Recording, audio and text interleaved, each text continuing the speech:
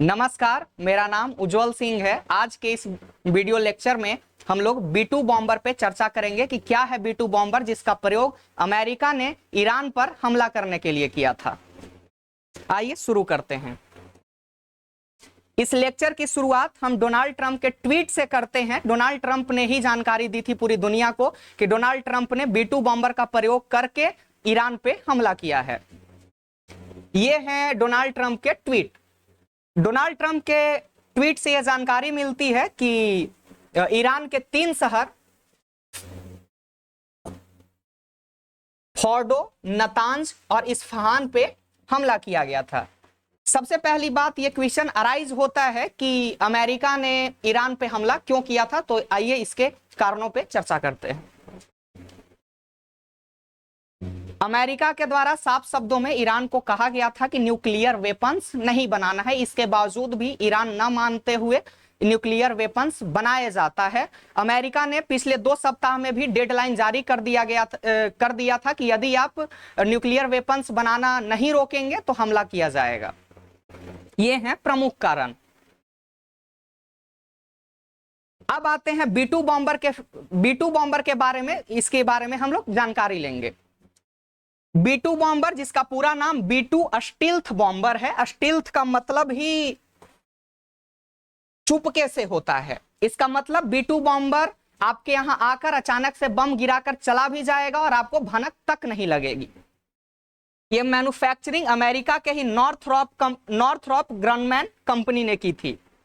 इसकी भूमिका क्या है B2 बॉम्बर की, तो सामान्य भाषा में समझे कि B2 बॉम्बर जो है वो लंबे समय तक किसी भी दूर क्षेत्रों में जाकर बम को गिराया जा सकता है। इससे जैसे स्ट्रेटेजिक, नाम से ही पता चलता है, स्ट्रेटेजिक वैसे जेट या वैसे यान होते हैं जिसका प्रयोग हम लोग युद्ध में दूर बम गिराने के लिए करते हैं।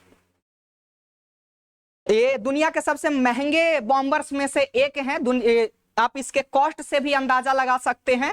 कम से कम पर B2 बॉम्बर का कॉस्ट $2.1 बिलियन है। यदि भारतीय मुद्रा में कहें तो कम से कम 18,000 करोड़ रुपए का सिर्फ एक आता है। आइए अब इसके फीचर पे बात करते हैं कि क्या है ऐसा B2 बॉम्बर में जो दुनिया को चकमा देकर अपने नियत स्थान पे बम गिराकर चुपके से चले आता है। यह है B2 बॉम्बर। सबसे पहली बात आपको जानना चाहिए कि दुनिया में हर देश अपने यहां रडार लगा के रखते हैं। रडार में वो इंफॉर्मेशन आ जाता है कि सामने से कोई यान जो है वो ट्रेवल कर रहा।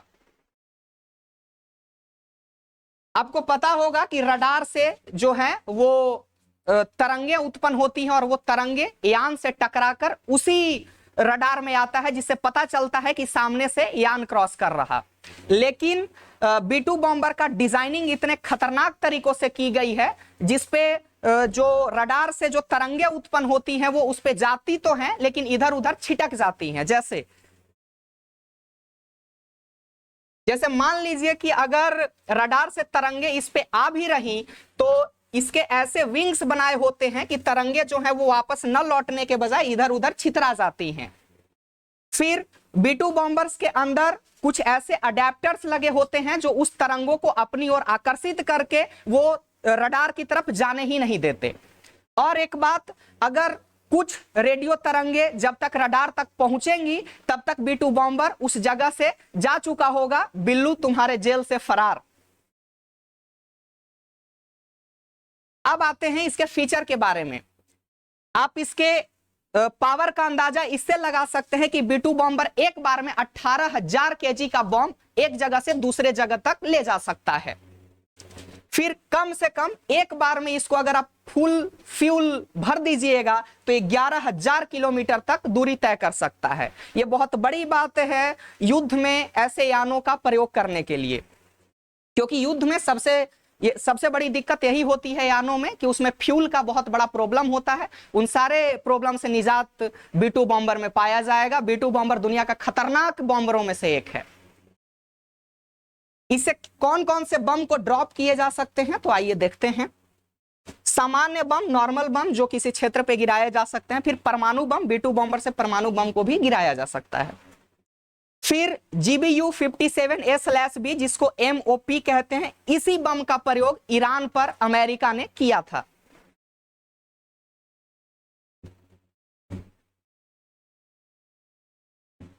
देखिए, एमओपी जिसका पूरा नाम मैसिव ऑर्डिनेंस पेनेट्रेटर है। पेनेट्रेटर कहने का मतलब कि ये जिस जगह पे जाता है उस जगह को छेद देता है, ये है।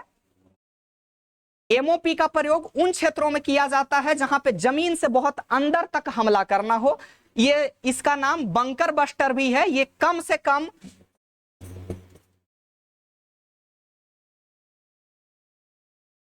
250 फीट तक जमीन में अंदर जाकर हमला कर सकता है। ये जीपीएस गाइडेड होता है, यानी कि बॉम्बर से इस बॉम्ब को नीचे ड्रॉप कर दिया जाता है और जीपीएस से, ये जीपीएस गाइडेड होता है इसलिए इसको ऊपर से मैनेज किया जाता है और इसके नियत स्थान पे ले जाके इसको ब्लास्ट कर दिया जाता है। इसके बॉडी इतने स्टील एलॉय के बने होते हैं कि किसी भी क्षेत्र को एकदम बहुत आसानी से पेनेट्रेट कर सकता है।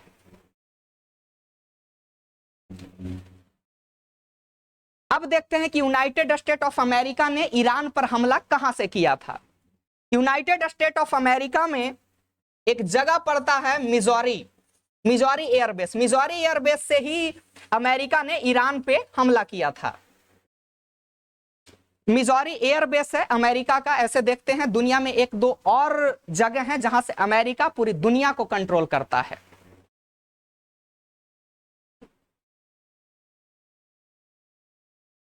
ये जगह है गुआम द्वीप।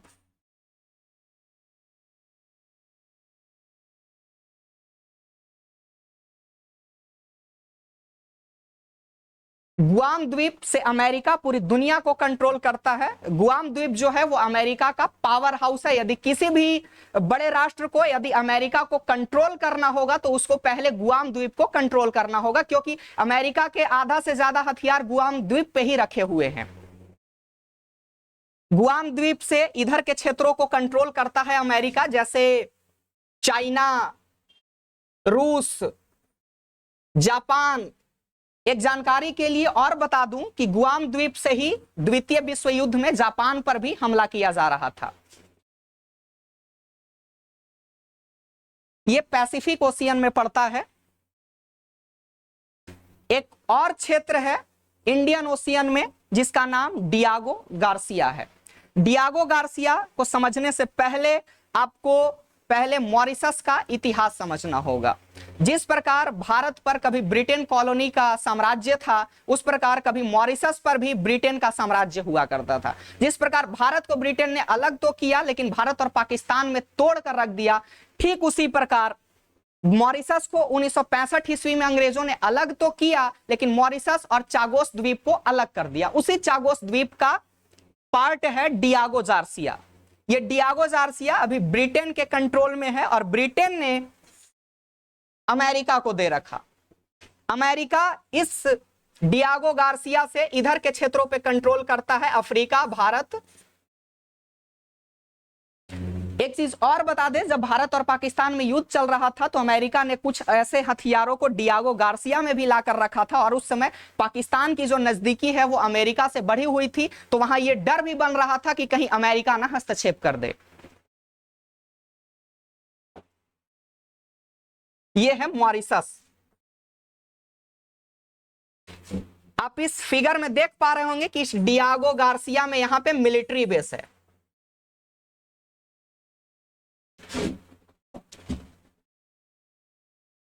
और ये बड़ी विडंबना की बात है कि जब भारत और पाकिस्तान में युद्ध चल रहा था तो डोनाल्ड ट्रंप ने उस युद्ध को रुकवाकर खुद को शांति का बहुत बड़ा प्रणेता समझ रहे थे और पूरी दुनिया में कहते फिर रहे थे कि मुझे इस शांति के लिए नोबेल प्राइज मिलना चाहिए। पूरी दुनिया को पता है कि भारत ने दुनिया को शांति दिया है या अशांति। पूरी दुनिया को पता है कि भारत ने दुनिया को बुद्ध दिया है, युद्ध नहीं। आज भी हमारे देश के महानायक गांधी जी के जन्म दिवस पे पूरी दुनिया में अहिंसा दिवस मनाया जाता है। अमेरिका के बड़े बड़े नेता Barack Obama, Martin Luther King junior भी हमारे गांधी जी को अपना रोल मॉडल मानते हैं। इसलिए ये डोनाल्ड ट्रंप से नम्र निवेदन है कि अपनी 2 कौड़ी का शाब्दिक ज्ञान हमें ना दे, हम लोग इन सब चीजों से ऊपर उठ चुके हैं।